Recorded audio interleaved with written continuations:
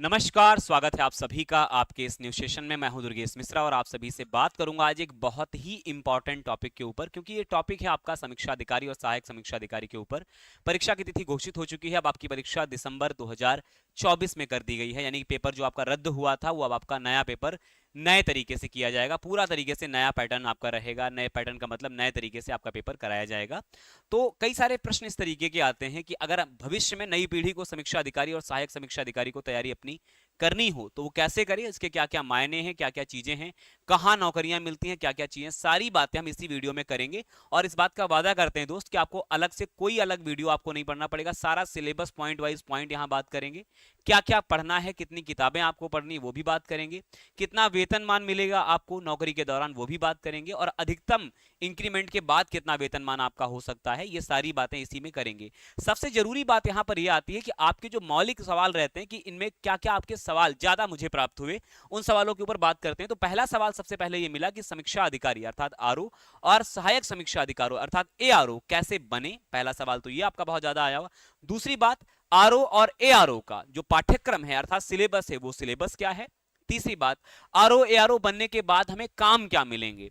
और सबसे अंतिम बात, इसका वेतनमान कितना है। तो ये वेतनमान के ऊपर भी बहुत बड़ी एक बहस का विषय है, कितना क्या मिलता है इंक्रीमेंट होकर के, अंतिम अंतिम हम कितना वेतन तक उठा सकते हैं, ये सारी बातें।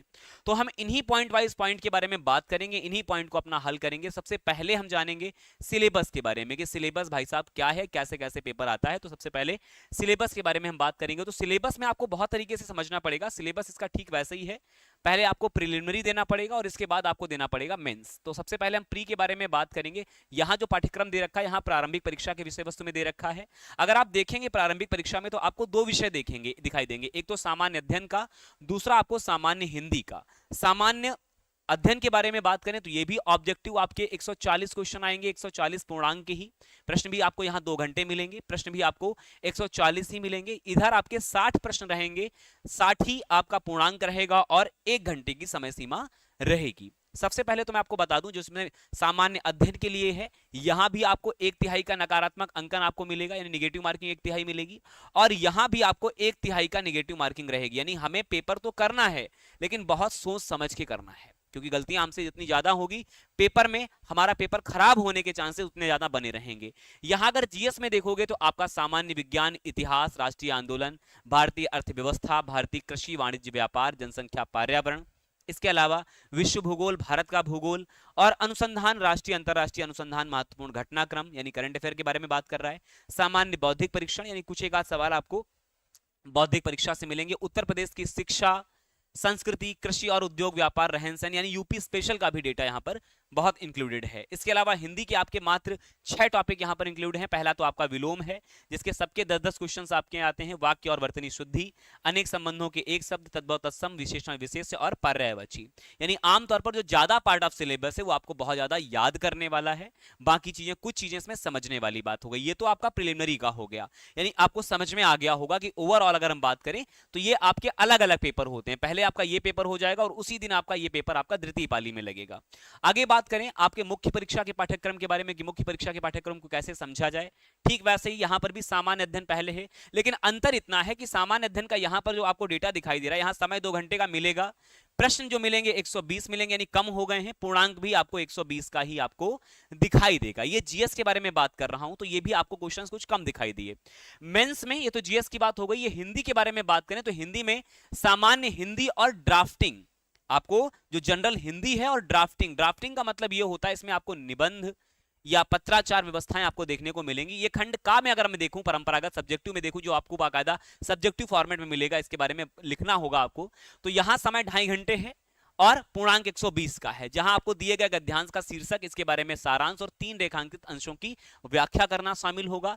दूसरी बात, किसी दिए गए सरकारी पत्र के सारणी रूप आपको टेबुलेशन फॉर्म भरना पड़ेगा, ये बहुत इंपॉर्टेंट है, इसके बारे में मैं आपको वीडियो लेकर के आऊंगा। फिर पत्राचार, किस तरीके से पत्राचार की व्यवस्था है, शासकीय, अर्धशासकीय, कार्यालय आदेश या परिपत्र, विज्ञप्ति, टिप्पण, प्रतिवेदन, स्मारक, जब कभी इसके बारे में भी हम अवगत कराएंगे आपको, जल्दी आपको हिंदी की क्लासेस संभव मिल भी पाएंगी।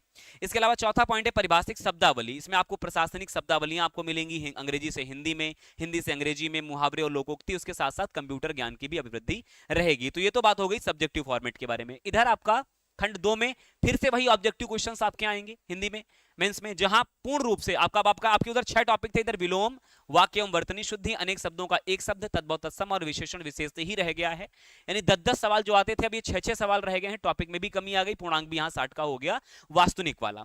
आगे अगर हम बात करें तो आपको यहां पर हिंदी निबंध, ये जो तीसरा खंड आपको दिखाई देता है हिंदी निबंध का, निबंध जो आपका रहेगा वो आपके 3 अलग अलग विषयों रहेंगे। इसके अंतर्गत 3 प्रश्न पत्र होंगे, प्रत्येक प्रश्न का एक शीर्षक वाला काम करना है, यानी किसी में से भी आपको एक का लिखना है। साहित्य और संस्कृति के बारे में बात करें, सामाजिक क्षेत्र, राजनीतिक क्षेत्र, ये एक हो गया। विज्ञान, पर्यावरण, प्रौद्योगिकी, आर्थिक क्षेत्र, कृषि, व्यापार, और तीसरा आपका है राष्ट्रीय एवं अंतरराष्ट्रीय घटनाक्रम के ऊपर, प्राकृतिक आपदाओं के ऊपर जिसमें चक्रवात, भूकंप आदि शामिल हो सकते हैं, राष्ट्रीय विकास योजनाओं, और इन सभी की जो समय सीमा अगर आप देखें तो 600 शब्दों की ही समय सीमा आपकी यहां पर विवेचित करी गई है। तो ये तो बात हो गई सिलेबस की, जो मुझे उम्मीद है आपको आसानी से समझ में आ जाएगी। इतना भी कठिन शब्दावली के बारे में मैंने बात नहीं की है। इधर अगर आप देखेंगे तो पढ़ना क्या क्या है, सबसे बेस्ट किताबें कौन कौन सी रहेंगी जो आप पढ़ लें और आपका सिलेक्शन आसानी से हो सकता है। तो सबसे पहली बात तो आपको बड़ी इंपॉर्टेंट बात लूसेंट के ऊपर आती है। अगर आप लूसेंट का एक परिपूर्ण अध्ययन कर लेंगे, अब तो लूसेंट भी एनसीईआरटी बेस्ड आने लगी है, तो आप अगर उसका अध्ययन कर लेंगे तो वो भी आपके लिए परिपूर्ण लाभ देगी। मैं ये नहीं कह रहा हूं 100% वहीं से हो जाएगा। आप अगर चाहें तो सबसे जरूरी बात ये घटना चक्र के पूर्वावलोकन, ये मस्ट है। कोई भी सफल व्यक्ति आपको इसके बारे में जिम्मेदारी ले सकता है कि बिना घटना चक्र के आप ऐसे एग्जामिनेशन में सफलता नहीं प्राप्त कर सकते। यूपीपीसीएस के अंतर्गत चाहे आप डायरेक्ट यूपीपीसीएस की जो आपके पेपर्स होते हैं प्रशासनिक स्तर के, या फिर आपके ये सहायक समीक्षा अधिकारी प्रशासनिक स्तर में, जी सारी चीजों के लिए आपको पढ़ना पड़ेगा। इसमें समसामयिक यानी करंट अफेयर के बारे में बात करें, इतिहास, भूगोल, राजव्यवस्था, पॉलिटी के बारे में बात कर रहा है। यहाँ सामान्य अध्ययन, पूर्वावलोकन, ये हल हैं, हल प्रश्न पत्र हैं लगातार जो आपके पेपर्स हो रखे हैं उनके बारे में बात कर रहा है। इधर आपका पर्यावरण पारिस्थितिकी के बारे में बात कर रहा है, यहाँ विज्ञान के संदर्भ में, और राज्य आधारित प्रश्न यानी आपका यूपी स्पेशल जो पूछा जाता है, आप अगर चाहें तो घटना चक्र की यूपी स्पेशल अलग से भी आती है, आप उसे भी परचेज कर सकते हैं। इसके अतिरिक्त मैं आपको एक और किताब बताऊंगा हिंदी के लिए, आप अच्छी किताब ले सकते हैं सामान्य अध्ययन के लिए, आरओ और एआरओ के लिए स्पेशल इन्होंने निकाल रखी है आदित्य पब्लिकेशन ने, ये सामान्य हिंदी की। आप अगर चाहें तो ये सामान्य हिंदी परिपूर्ण पढ़ सकते हैं साथ ही साथ, लेकिन इसके साथ आरओ स्पेशल इन्होंने सामान्य हिंदी की निकाल रखी है। मैं कोई प्रमोशन नहीं कर रहा हूं दो बच्चे किताबों का, लेकिन मैं एक छोटी सी बात बता रहा हूं जो वास्तव में हेल्पफुल है। अगर इसके अलावा एक और बहुत अच्छी किताब मार्केट में आ रखी है डिकोड एग्जाम की, डिकोड एग्जाम की एक पुस्तक आ रखी है, अगर आप चाहें तो स्पेशल हिंदी की है और स्पेशल आरओ के लिए ही है। अगर आप चाहें तो मैं अपने अनुभव के आधार पर आपको बता रहा हूं, आप अगर चाहें तो उसे भी आप ले सकते हैं, वो भी आपके लिए बहुत कारगर पुस्तक सिद्ध होगी। अब वापस आते हैं कि क्या क्या ऐसे काम क्या क्या रहेंगे, समीक्षा अधिकारी, सहायक समीक्षा अधिकारी के काम क्या क्या रहते हैं। देखो सबसे बड़ी बात यह है समीक्षा और सहायक समीक्षा अधिकारी, तो ये ऑडिट करने के मामले में बहुत ज्यादा इंपॉर्टेंट है। आप जो भी फाइल प्रदेश स्तर पर जाती है उनमें बड़ी भूमिका इस सहायक समीक्षा अधिकारी और समीक्षा अधिकारियों की रहती है। तो देखो आप देखिए यहाँ पर लिखा होगा कि आधिकारिक दस्तावेजों के रिकॉर्ड बनाए रखना एक सबसे जिम्मेदारी वाला काम ये रहेगा कि रिकॉर्ड आपके पास उपलब्ध हो। दस्तावेजों को क्लियर करना ये भी आपकी रिस्पॉन्सिबिलिटी रहेगी कि दस्तावेज क्लियर हो, उनका क्लियरेंस जा चुका हो। इसके अलावा कनिष्कों की नई प्रतियों के अंतर करने या तुलना करने में मदद करना, यानी कि कनिष्क जो आपके क्लर्क विभाग रहेगा, बाबू विभाग रहेगा, उनमें भी उनको समझाना, उनको अंतर स्पष्ट करना क्या क्या बातें रहेंगी। इसके अतिरिक्त मैनुअल और दस्तावेजों की गोपनीयता बनाए रखना वो भी आपकी ही मौलिक जिम्मेदारी होगी कि आप अपने विभाग का डेटा गोपनीय बनाए रखें और जो भी काम चल रहा है वो भी गोपनीयता से करते रहें, और वही फाइल आकर के जाकर के सीएम और या डिप्टी सीएम तक ट्रांसफर होती है, यानी कि आप एक बहुत मध्यस्थ हैं, बहुत बड़ी मध्यस्थता पोस्ट है आपके लिए। इसके और भी काम है कि महत्वपूर्ण फाइलों को जमा करना और शॉर्टलिस्ट करने के बाद संबंधित कार्यालय में प्रस्तुत करना, यानी कि जो भी कार्यालय आपको मिलेगा उस कार्यालय में आपको प्रस्तुत करना पड़ेगा वो फाइल ले जाकर के। इसके अलावा संबंधित अनुभाग में मांग पत्र और लंबित फाइलों का रिकॉर्ड तैयार करना, कि जो फाइलें लंबित हैं अभी उनका रिकॉर्ड भी बनाना पड़ेगा आपको। अगर किसी कार्यालय में क्लर्क या टाइपिस्ट नहीं उपलब्ध है तो आपको उसकी भूमिका भी अदा करनी पड़ेगी, क्योंकि एक जिम्मेदारी वाला पद है, इसीलिए आपसे टाइपिंग आपको मांगी भी जाती है, टाइपिस्ट का काम भी करना होता है। एआरओ में तो स्पेशल ओ लेवल ही मांग लेते हैं, इसीलिए कि भैया आपका बहुत सहायक समीक्षा अधिकारी हैं, आप सहायक हैं तो आपके लिए तो और जिम्मेदारी है, और वहां टाइपिंग भी बाकायदा मांगता है सहायक समीक्षा अधिकारी के लिए। मुख्य समाचार के कार्यालय अनुभाग को शीर्षक के साथ पत्र जारी करना, आप पत्राचार के लिए, इसीलिए तो पत्राचार इंपॉर्टेंट है। अब जो सबसे महत्वपूर्ण बिंदु है जिसके ऊपर लगातार ध्यान जमा के लोग बैठे हुए हैं वो है इसका वेतनमान। तो वेतनमान की जो शुरुआत बच्चे होती है वो 47,600 रुपए से होती है, जो वृद्धि होते होते आपका 1,51,100 रुपए तक जाती है। एआरओ के लिए 1,47,500 तक जाती है, ये भी ध्यान रखना। तो ये सैलरी मान अलग अलग रहते हैं।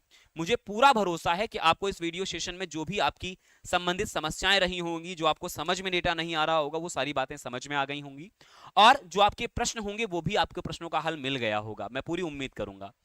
बहुत जरूरी है, अगर आपको इसके बाद भी कोई डेटा समझ में नहीं आता, आप नीचे कमेंट बॉक्स में बताइएगा, मैं व्यक्तिगत रूप से आपको कमेंट में रिप्लाई दूंगा। निश्चिंत होकर के तैयारी करिए, दिसंबर अभी गति दूर है दोस्त। अगर आप चाहें तो बिल्कुल अच्छे तरीके से तैयारी कर सकते हैं, या नए विद्यार्थी नए तरीके से तैयारी करना चाहें तो आप नए तरीके से तैयारी करिए। हालांकि आरओ की पोस्टें अलग अलग, चाहे तो आपका यूपीपीसीएस जारी करता है, इसके अलावा विधान परिषद भी जारी करता है। इसके अतिरिक्त कई बार ऐसा देखा जाता है कि विधानसभा या हाईकोर्ट से भी स्तर से भी वैकेंसियां आपकी आरओ की निकलती हैं। हर जगह ऐसी पोस्ट की नीड होती है। उम्मीद है आपको समझ में बातें आई हों। मिलेंगे एक नए सेशन के साथ साथ, अपनी प्रतिक्रिया देना ना भूला करें। और साथ ही साथ बहुत जरूरी बात यह भी रहेगी कि अपनी जब प्रतिक्रियाएं आप साझा करते हैं तो हमें थोड़ा मनोबल मिलता है कि भाई चलो ठीक है, बच्चे चीजें समझ रहे हैं। कोई डाउट रहे वो भी पूछा करें। विदा लेंगे आप सबसे। नमस्ते, वंदे मातरम, जय हिंद।